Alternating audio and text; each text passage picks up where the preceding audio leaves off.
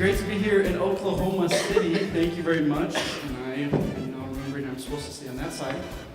I got in last night, this morning around 1:30 because of all the storms and that. So if I speak a little fast or make no sense, that's pretty normal, but we'll blame it on the lack of sleep. I am from Billings, Montana. So we probably share, maybe we share antelope with you guys. But I do love Montana. I'm in the biggest city in Montana, all 100,000 of us. So my name is Kirk. You can connect with me on Twitter at ppckirk. I'd love to connect with you there. I do enjoy speaking and writing on paid search. I love paid search. I like memeing about it. I like talking about paid search and hopefully we'll do that today. I do PPC, and my mother-in-law literally does say PCP, and so I sometimes gotta do the whole correction thing. Like, I don't do PCP, Mom. But I do love her. That's not her. Hopefully she doesn't see these slides. So there are going to be people here from all backgrounds in digital marketing. There will be probably people here who just focus on SEO. And so if I can briefly address you at first, maybe there are those who say, we don't need to touch PPC at all, who cares? It's all SEO and all that. Unfortunately, there is some level of reality that is continuing to grow in e-commerce SERPs, right? This is not all e-commerce SERPs, but I think no one is too unfamiliar with the fact that things are going, whether we like it or not, more towards paid search in e-commerce, right? Of course, lest anyone immediately start tweeting and I get all the SEOers really angry with me, I don't think SEO for e-commerce is dead, not by a long stretch, all right? There are some great studies out there that show there's still a lot of traffic in that. So don't stop doing SEO. Just don't be too obsessed with SEO that you start missing some things. I will point out that more and more SEO and PPC, at least in this study, for instance, the click traffic is becoming more similar. So just be aware of that trend. Well, you are an awesome marketer, and you're not a one-track pony or one-trick pony. So you don't do just SEO. You also do text ads. All right. So you say, hey, we do the keyword ad thing, and that's awesome, and we rock that. And unfortunately, the safe of reality falling from the sky is going to crush you as well, because there's this trend that's happening that you need to be aware of, all right? Crealytics, a big company based in Germany, their client e-commerce spend has now actually, in the first half of this year, actually surpassed text ads for shopping. So shopping spend has surpassed text ads in their clients.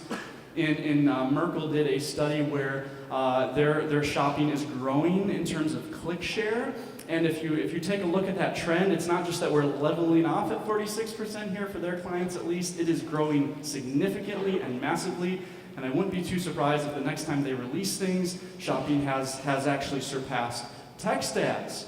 So, in some ways, I somewhat jokingly say this, but in some ways, I think there is this trend approaching that you need to be aware of the fact that shopping ads are more and more going to be taking over spend and clicks and all that in e-commerce SERPs. So really what we're going to discuss today is I think there are ways that you can dominate your competition, that you can dominate SERPs by stepping up your shopping game. Before we do that, I actually wanted to, so we're going to actually look at kind of a main way, kind of this key strategy that I want to introduce to you. Before that, I actually thought it would be helpful to provide a little bit more data. So in some ways you're thinking, man, this actually is happening. It's not just him up there talking, because you'd be right to question me if I'm just making up all this stuff. So thank you, mother-in-law. Where is this dad blame traffic coming from, right? First of all, what I would say is, just take the shopping ad itself and think about it, all right? We are a visual culture. We are a culture that increasingly has absolutely no attention span. We hate doing hard work like reading, right? And one of the things that the shopping ad has done, whether we like it or not, is there is now a picture of what you're interested in. There is the price. That's what a shopping is, comparison shopping engine, all right? Pricing is a huge part of that. There's a picture, there's a price, and there's this basic data about it. So I would argue that not only are there some things we're going to talk about that Google and Bing are doing to increase shopping impression share, but in some ways, some of that is kind of part of the equation of the fact that people like shopping ads, people like clicking on them. So you have, any other Doctor Who fans? Yeah? All 5 of you, fantastic. I love Doctor Who, all right? First couple seasons are a little weird, and then it gets awesome. But if you're going to be looking for, let's say, those Doctor Who weeping angels, arguably the most terrifying evil people in all of TV history, you can check out those text ads. It's very difficult, or you can check out those shopping ads, and just visually, it's just more clickable. You just like it, right? So that is a very, very real part of it. However, there are things on the back end that Google and Bing are doing to not just say, hey, it's not just that clicks are growing because people are just doing that. There's stuff they're doing on the back end as well. So this is an article worth reading. And by the way, all of the links that I have, every reference I make is going to be on a link to my website that I'll share with you at the end. It has my slides and all my links, so you can check it out and research on this. So Andy Taylor of Merkle, not the musician and not the sheriff, but actually this Andy Taylor, he wrote about some reasons for shopping really increasing, all right? So first of all, and honestly, this started in like July of last year, and it has just exploded crazily. So one of the things that Google did was they just completely increased impressions for shopping on mobile, like significantly. So more people are on mobile, right? We know that, the year of mobile, blah, blah, blah. But Google has actually increased impressions for shopping. In August of last year, a few pretty major retailers added shopping ads to their site, so all of a sudden, bam, you're showing up on Target and Kohl's, not a small amount of traffic there. Google threw ads onto YouTube. That shows up in your search partners section of shopping. So all of a sudden you have these ads in YouTube that can appear. YouTube has a few visitors every day. And then in September, Google's like, hey, this mobile thing's cool. Let's just make these ads bigger, right? So they actually increased the shopping ads. So I took this with my phone for this presentation. There's nothing on this page basically except for the shopping ad, and if you scroll down, it's a text ad.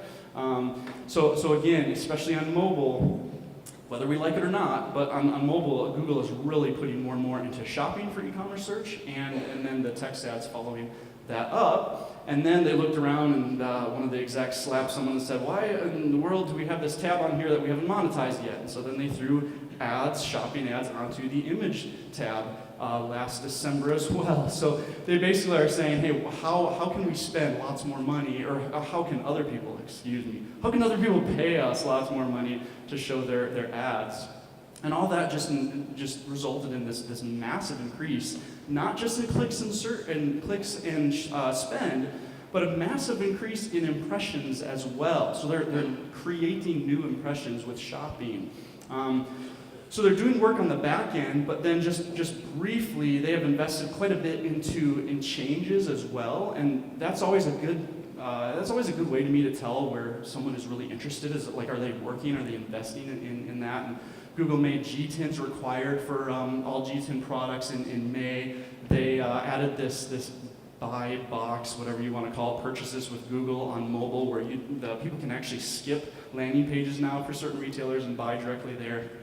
They added feed rules to the back end, in some ways making the need for some third-party management platforms for the feeds not that big of a deal. If you do shopping and you've not looked into the feed rules, check it out. There's some pretty cool things that you can do, especially with promotion IDs. And then as of July 31st, they did this showcase shopping ad, which they're trying to figure out, I think, still the generic query thing, right? Because if someone types in dresses, that's usually not going to be a good direct last click conversion there. So they're trying to figure out different ways to make generic queries better, especially as Amazon starts getting into their product search there. And then they did a massive Google Merchant Center overhaul, just August 30th. Like, I mostly finished my slides, and then all of a sudden they completely changed everything in GMC. The search still absolutely sucks, but that's all right. So all that to say, whatever your view of Google, whether you think, and Bing I should say, whatever your view, like whether you think, man, everything they do is 100% for user experience, right? Or you're just like, they're totally evil all the time, they just want to make money. Maybe there's a little bit of both. It doesn't matter, because I think we can see from a trend the growing trend that e-commerce is going more and more in SERPs to shopping, all right? So mastering that, I think, is increasingly important, although not the only thing. I would say. Don't stop doing search text ads, don't stop doing SEO, don't stop figuring out social and all that, right? But more and more, I think really a key thing, if you've not invested a lot of energy, like basically if you do shopping and you have one campaign that you've thrown up that you change bids once a month or something, there's probably room for you to grow as all of this stuff is changing, all right? And so one key way that I want to introduce to you today that we're going to talk about this strategy. Unfortunately, there's a huge issue that plays in here. So there's a massive issue, in my opinion, with shopping, all right, with Google and Bing shopping. And that issue is bidding. So in text ads, you're bidding on a keyword, which is based upon a query, right? So a query, a word, is communication. So you're actually engaging with someone who is telling you their personal intent. That is why I love keywords, honestly. And I still think that's one of the biggest reasons between keywords and audience targeting, right? Because a keyword is still a person telling you, this is exactly what I want. And in text ads, you can bid according to the keyword, especially by intent, right? So if someone types in the word shoe, you can bid that really low because you think, hey, maybe they don't have great intent there. There could be a lot of other things. If they type in, I want to buy this pair of Jimmy Choos, then like that's better intent. You can bid higher on that. You can't do that in shopping. In shopping, you're setting a bid by product, which is there's no like communication there. There's no intent. It's just this entity, a product. You set a bid according to a product. So you set a bid, let's say you sell those awesome custom lightsaber things, I want one. Let's say you set a bid for $1.50 and Google or Bing matches it up to the word sword, which is possible. Or maybe they matched up to the word lightsaber, so hey, that's a little bit better intent, it's a little bit more what you're selling, great. You're still only bidding $1.50. And then maybe someone types in exactly the term that you would want to bid everything up to, but because you've set a bid of $1.50 for this product and that's what you're appearing for, then you're kind of out of options. I mean, you can raise your bid higher, but then you're raising your bid for the sword and lightsaber general queries as well. See that? It's kind of a problem. So what are you going to do? Are you going to just exclude the word sword? Maybe. The word lightsaber? Well, there might be some buying intent there. What we really need in shopping is not just better ways to optimize. We actually need a way, in my opinion, to bid according to queries. So we can kind of get that back. We can get that back from what we lost when they dropped keyword targeting. Well, I guess they never had keyword targeting for shopping. So Martin is this awesome smart guy in Berlin, and he released this video in 2014. I checked it out. And started putting some of my clients over to kind of this strategy that he talks about, and I loved it and started figuring it out and doing it myself. And so I wrote this really long step-by-step post. So I'm going to discuss this strategy a little bit with you, but there's no way we're going to cover all of it, and all of that, for the most part, is covered in this post. So if you're interested in looking into this, then go check out this post and read it. And if you don't care and you're really bored, then great, you don't have to read it. So basically the idea is that you have these campaign groupings by brand, by some level of query intent. You have these campaign groupings, and you're going to have 4 essential aspects that group these campaigns together so that you can bid according to intent. You're going to set your campaign priorities well between those. You're going to have negative keywords excluding, filtering queries into the right campaign. You're going to be able to set your bids separately. And then you're going to need a shared budget that groups these campaigns together, all right? And here's kind of what it looks like with my phenomenally, Sarah, eat your heart out with these graphics, all right? So this general campaign is kind of your top one, and that's going to be your high priority campaign, if you're familiar with priority settings. So it doesn't make too much sense, but think of this as like, this is the top filter where every single query that Google or Bing possibly thinks could be connected to your product's hits, all right? So very, very general. And you're going to exclude your brand and your SKU terms from this campaign, from this top level campaign. Because what happens is that the next one they hit is more of your brand level campaign. So someone types in the word shoe, that gets caught up in this top campaign level, which you bid really low. And then someone types in Nike shoe, there's a lot more intent there, believe it or not, right? Someone types in shoe, they could boot, clog, whatever it might be. They could be researching how to write an article on shoes, all right? But someone types in Nike shoe, all of a sudden you at least know, hey, everything else in the world related to shoe, now at least it's narrowed to Nikes, right? And so you can set a bid a little bit higher according to that in this middle campaign. And then you're going to go ahead and actually exclude SKU terms from this middle campaign and the top campaign, because then what happens is someone types in, I'm looking at this exact SKU, I'm looking at this exact product. There is a significant amount of intent there, buying intent. There could be some research intent and all that, but for the most part, there's quite a bit of intent. And you can say, for just that query, I want to bid that high and be on top of my competition for just that query every single time. So there's a huge amount of value in being able to do this. And one of the things that this does, this is actually taken from one of my clients. I did ask permission to use this. So the top row is SKU, the SKU campaign, then the brand campaign, and the no brand campaign. Look at the cost. Okay, so in the past, when you have every query and everything lumped into just that one campaign that you're running, a lot of times what happens is that you're going to have your general queries sucking up a ton of your cost, right? And I have a pretty limited budget with this client.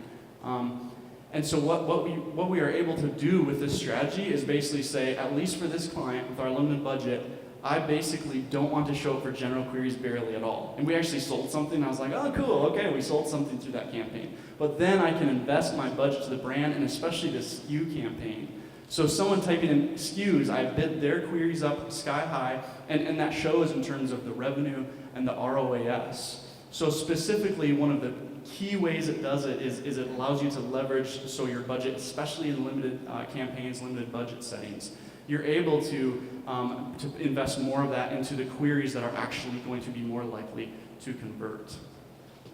Now, one of the main things that people, rightfully so, ask is, hey, I have 1.5 million SKUs. There's no way I want to build out 3 campaigns for every brand, all right? I don't really want to manage 400,000 campaigns or whatever. And I mean, that's fair. An initial thing I guess I'd say to that is, I agree, but just because it would be a lot of work, does that mean that it shouldn't be done, okay? But I agree, it would take a lot of work. But I think you can do it intelligently, and especially as you're trying to figure this out, like, do not go and turn everything off, especially if that campaign is bringing in some level of conversions. Don't go and just shut it off and start this.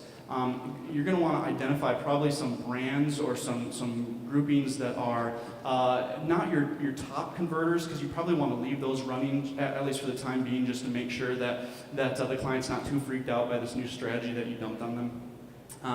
And then go ahead and build out that campaign. A good way to start might be if a client comes and says, "Hey, we just got this new brand in. We really want to push this brand hard." That might be a great time to try that. Just experiment with doing something like that, and just make sure that you pause it in the legacy campaigns that you had running before, so all your impressions are going to this new brand.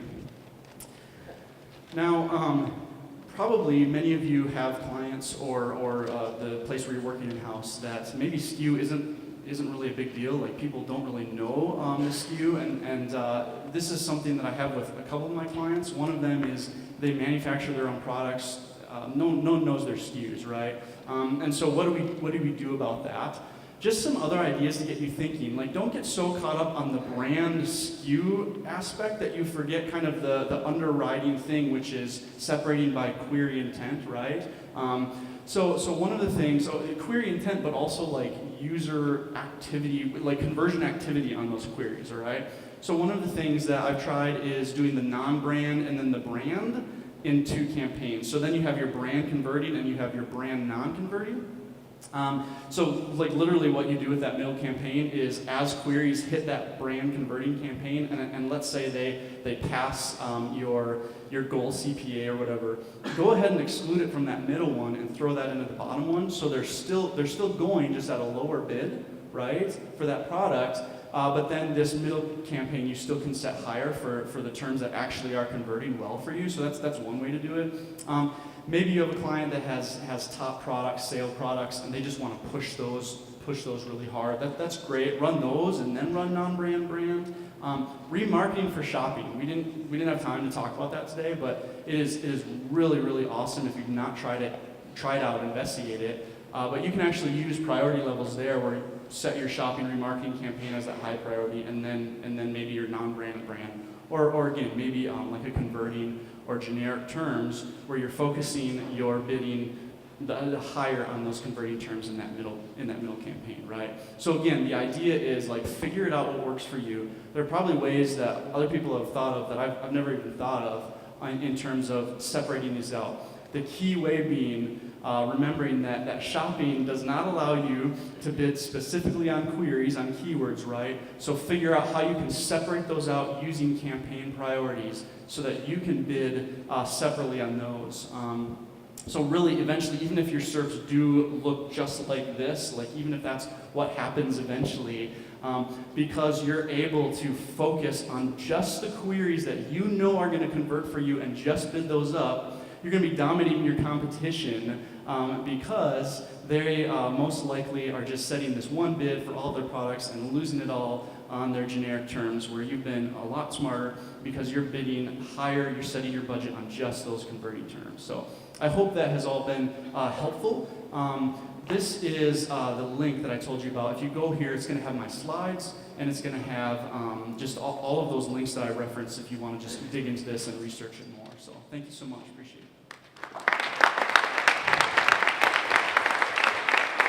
That's great.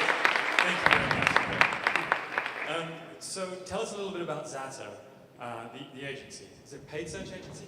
It is, yeah. So it's been me since the beginning. I think 2011, and so I just do Google AdWords and Bing ads, right? Just been trying to focus on what I know how to do and not get into a bunch of other stuff. I actually just hired my first employee, and he's going to start in 2 weeks. So that'll be interesting. Congratulations. Yeah, thank you. That'll be interesting. So I really like this idea of separating these campaigns out and kicking stuff down into campaigns that are non-converting.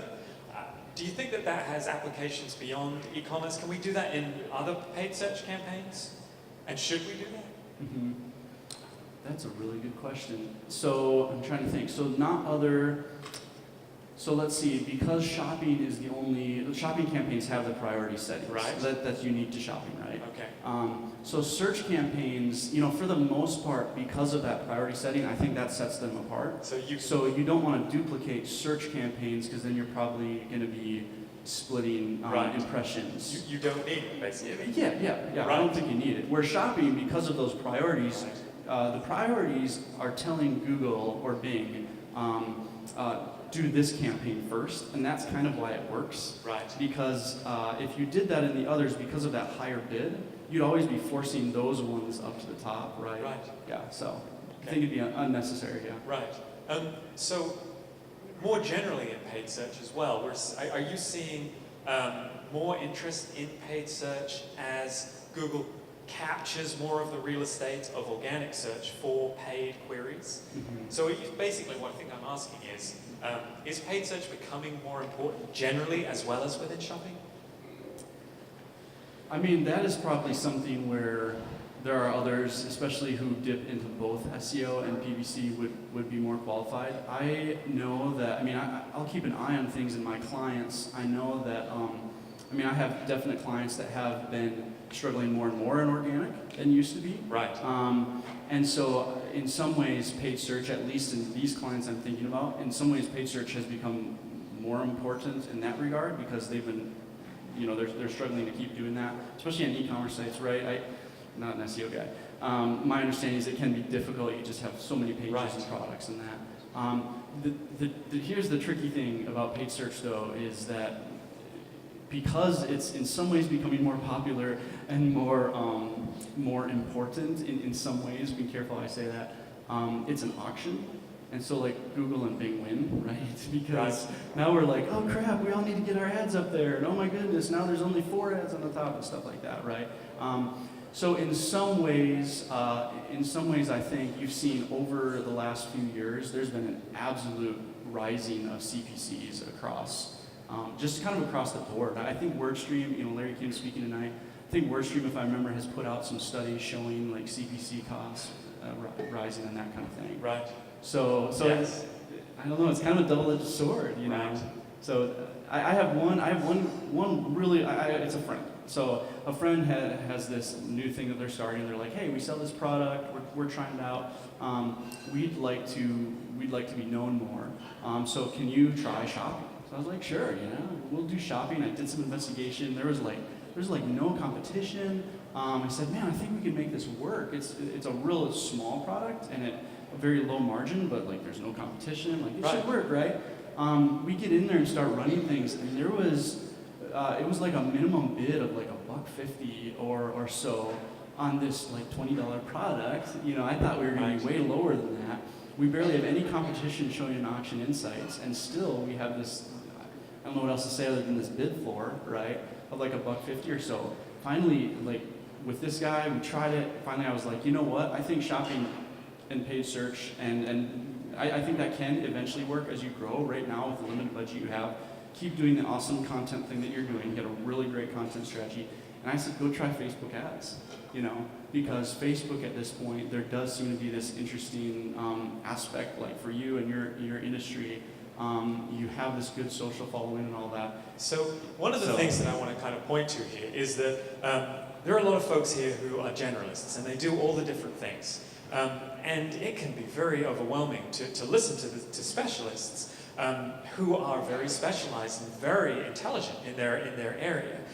And for you, I want to just say that the important thing is, there are two great things that you can pull from this. One is that you know what to know.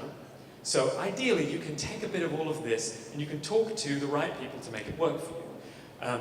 That's one of them. And the second is, how do these people think about what they do?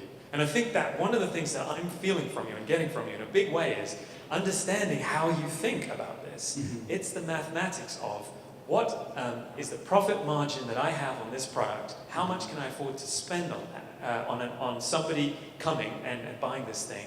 And at its very essence, it's that. And then it's the mechanics of how do I make that work for as much of my business as I possibly can. Mm-hmm. Well, yeah, I think that's fair. Yeah. Well done. Thank you. Okay, well, let's open it up to any questions from the floor. Sir, at the back. Nice and loud. Oh, we're going to have a mic. Meanwhile, everybody else can sort of noodle on some other questions. So I'm about to launch my first campaign on this type. What's the deal with photos? Do they have to have a white background? Does it vary by vertical? Like, I'm curious because there's going to be a big investment to get those photos or to retouch them or whatever. So just curious to see what your thoughts are on that. Mm-hmm. Thank you. Yeah, good question. So here's one of those embarrassing moments where I have to remember what I remembered that I used to know. I don't do a ton with feed per se, but I'm pretty sure, and you need to look into this, I'm pretty sure that a white background is required. Definitely you can't have any logos, text, and that in Google and Bing. I do know, man, honestly, I apologize. Someone else might know that better. In some ways, because over the years too, sometimes Google and Bing will change things up, and you're just like, I remember what it used to be or whatever. I do know that there is, like, Perna Vergi of Bing Ads is huge. spoke last year. Oh, sorry, what? Spoke at Confluence last year. Yeah. Oh, did she? Oh, cool. Yeah. So we're presenting at SMX East on Tuesday. And she does a lot of the feed stuff, and she's pushing images so hard that I've actually started to say, maybe I need to like reconsider and think through my own strategy well. So at least according to her, images are huge and worth looking into. But she said there are definitely people who are one of the keys with images is to stand out, right? So you know, if everyone has the same stock image that they get from their company, maybe it's this dress. Like, hey, maybe put someone in the dress, right? So it makes it stand out, it jumps out, that kind of thing. So I apologize not having a hard answer on the white background on that, but it shouldn't be too hard to find online. So this is another example of the analytical and the creative coming together. Yeah. I think we've seen that at every stage so far. Mm-hmm. Is it possible to A/B test those images? You know, what of my shopping images work best? Yes and no, because you can't test them together at the same time. You could probably, you could try testing an image for like a month and then try testing it for another month, but then you start getting into the, if you're not doing it at the same December time, is you could be different getting from January. exactly, you could be getting different seasons in that. Right. So, that's a good point too. There's not really an easy way to A/B test shopping stuff. Title tweaks and description tweaks are worth testing and trying. Sometimes I've changed a title where I knew that there was no other reason that we jumped in impression share other than that. So it's definitely worth on your feed trying different things with titles. One of the things I like to do with titles is use the keyword planner, and sometimes just to get an idea of what are people searching for on this product. That's not just what whoever the person was in your client that just threw whatever onto the website product page, and then that's all of a sudden your title. Like, definitely check in. Are people calling this? Would it be better to call it a heel or a shoe? That's an overly simplified example, but I think using that to your advantage can help too. So that's the Google Keyword Planner, and you can just Google that and find that tool. Yeah, and that'll be in your AdWords account. Yeah. Keyword planner. Okay, great. Well, thank you very much. Yeah, thank you so much. Wonderful.